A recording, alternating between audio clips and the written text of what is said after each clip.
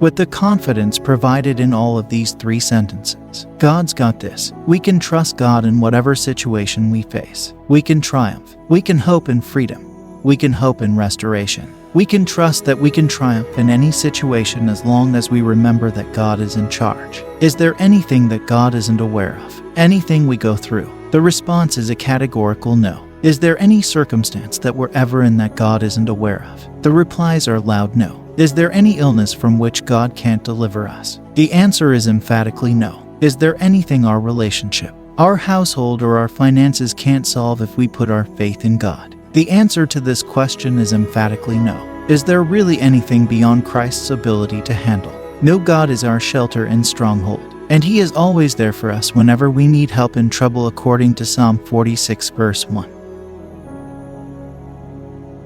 God promises to be a present aid in only one place in the Bible, and that is when we're in difficulty. He said, "I'll be a big help." He also added and said, "I'm not going to be a sporadic present helper. I'm not going to be a here and there present helper." He promised that in times of distress, He would be a great assistance. This means that we never have to be scared in the face of adversity because we know He will always be there for us.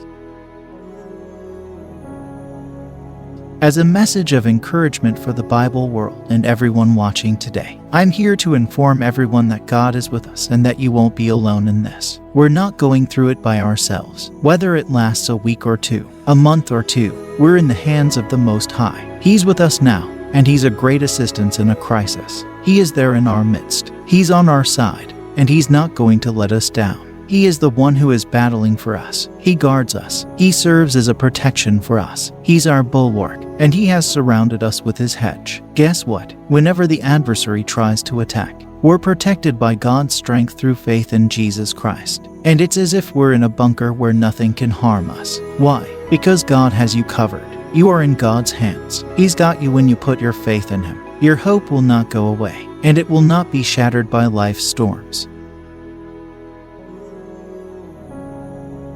We're unstoppable, and it's because we're a people that believe in hope. And those who have hope thrive in the face of adversity. Hallelujah.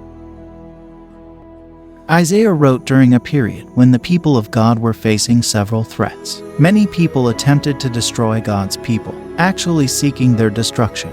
And it was in this context that Isaiah spoke to God's people. I'm going to refer to it as a divine message. God spoke, not Isaiah. Verse 10 of Isaiah 41. I'll read from the Message Bible. Don't worry, it says, I'm here to help. There's no need to be afraid because I'm your God, and I'll provide you with power, assistance, and a tight grasp on you. Don't be alarmed, said God. Why is it that God is involved? God, what's the matter? He assured them that He was with them and that they need not be concerned. In the New Testament, we have the story of Jesus sleeping in the depths of the ship as a tremendous storm raged outside, and the apostles attempting to battle the storm, which threatened to destroy their ship and kill everyone on board. So they threw everything they had overboard. Everything is sunk under the waves. They're doing all they know to do as fishermen and seafarers, including battening down the hatches and lowering the sails. But the ship still appeared to be sinking. According to the Bible, they climbed down into the ship's bow and asked Him, Master, carest thou not that we perish? The Bible is quite explicit in its instructions. He's dozing off on a cushion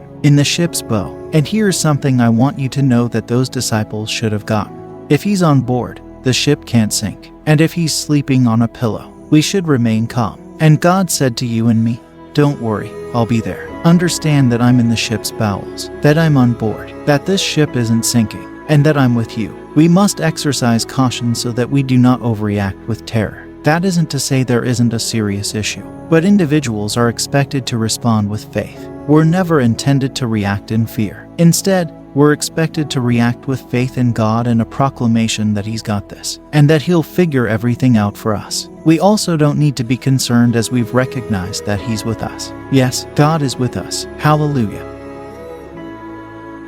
He's in the boat with us. That's all we need to know at this point. Don't worry, I'll be there for you. Then He said, don't be afraid. He also offered us 5 reasons why we don't need to be afraid. First and foremost, Jesus said, I am your God. Second, Jesus stated, I will give you strength. He responded, number 3, I'll help you. He responded, number 4, I'll hold you steady. He also remarked, I'll retain a strong grasp on you.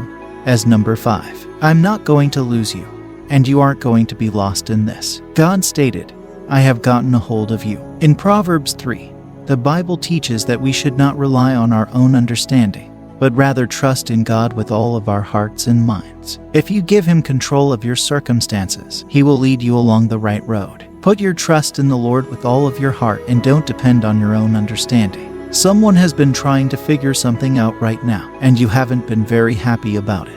Why don't you just tell God, you know what? I don't know what to do, and I trust you enough to think that the outcome would be extremely good. Paul declared in 1 Corinthians 2 verse 2 and said, I decided to know nothing among you save Christ, and Him crucified. Well, it would be nice if people could accept that they don't know the answers to all of these questions. Questions like what will happen when this world ends, when Jesus returns, and how they'll handle their financial situation. But they do know the one who does. They know Jesus and they'll be content to know Him. They know the one who knows the answers to all of these questions. Yes, Jesus has the answers to all our questions and problems.